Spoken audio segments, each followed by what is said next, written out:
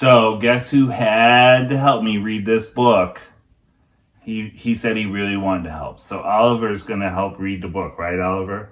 Yeah. You said this is one of your favorite books, right? Yeah. Okay. So Oliver loves this book. I don't know how long he's going to stay and help us read, but since it's Monday, does anybody remember the date? It's Monday, March 16th, 2020, which means tomorrow is St. Patrick's Day, which means we need to read our night before book. Okay, Oliver, you ready? Ready to read? Okay. So this is the night before St. Patrick's Day, which will be tonight.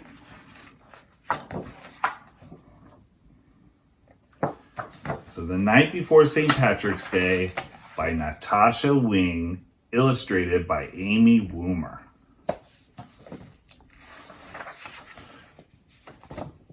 'Twas the night before St. Patrick's Day, the day to wear green. Not a creature was stirring except Tim and Maureen. They decked out the den from ceiling to floor with streamers and rainbows and shamrocks galore.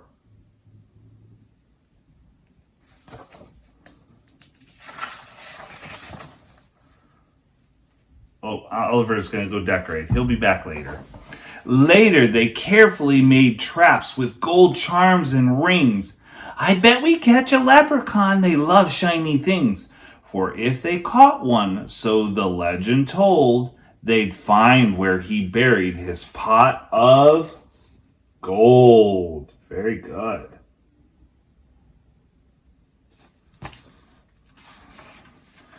They set all the traps round the room with great care, in hopes a real Irishman soon would be theirs. Are any of you going to set traps tonight? Be careful doing that. Don't want to hurt anybody. You know, Mr. McD, safety first.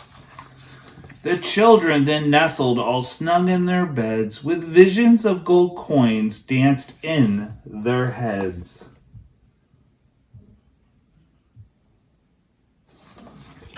Wonder how Oliver's doing with putting up those decorations. It's got to be hard with paws.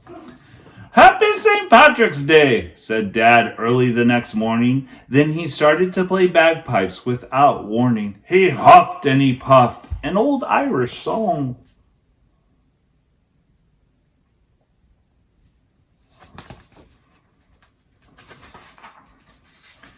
Mom dished out green eggs and sang loudly along. You all just had green eggs and ham. Wonder if any of you will have green eggs tomorrow.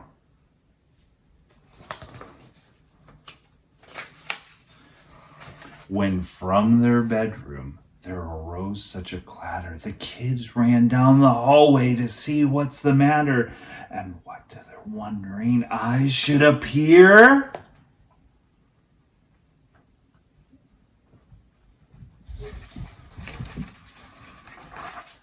What a terrible mess! A leprechaun was here! They are tricky little things. Be quiet, whispered Maureen. He's hiding somewhere. When we find him, remember, we must hold his stare. For if you look away, if you so much as blink, leprechauns vanish quick as a wink. The kids trailed muddy footprints back and forth across the floor.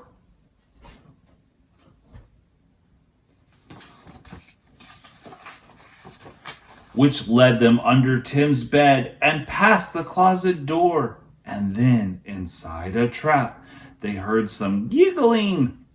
A real live leprechaun. They both saw him wiggling.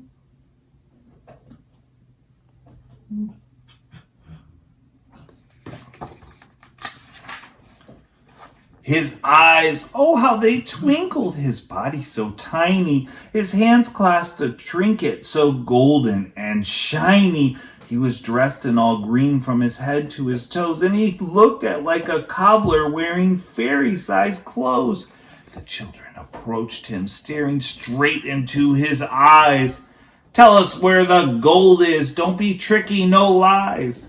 "I buried it under a rock, smooth and hard. It's marked with an X right in your backyard." Wonder if he's going to trick them.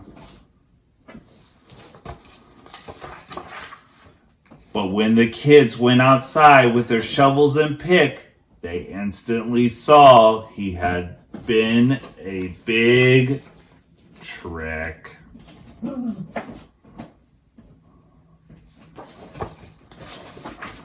Happy St. Patrick's Day! Ha ha! I fooled ya! It's time to disappear. Happy St. Patty's Day to ya! And better luck next year! All right, I'll see you all tomorrow on St. Patrick's Day. Have a good night.